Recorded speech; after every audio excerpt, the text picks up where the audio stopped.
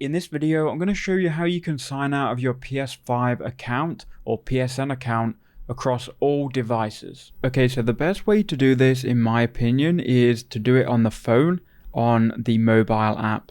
So what you can do is you can download the PlayStation app and you can go ahead and log in to your application. You can also do this on the web browser as well, because it's going to take you to the web browser anyway.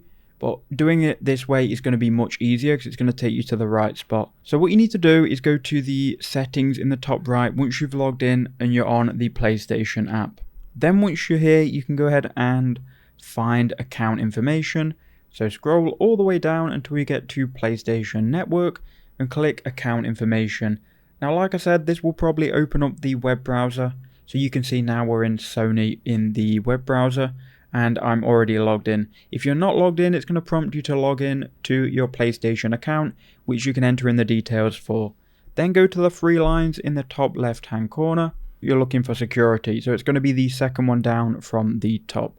Then it's going to tell you you'll go to another page, click continue, and then here inside of security, you'll be able to sign out of all devices. So if you scroll down to the bottom, here you've got sign out of all devices. This will sign you out of all of the PlayStation that you're currently logged in.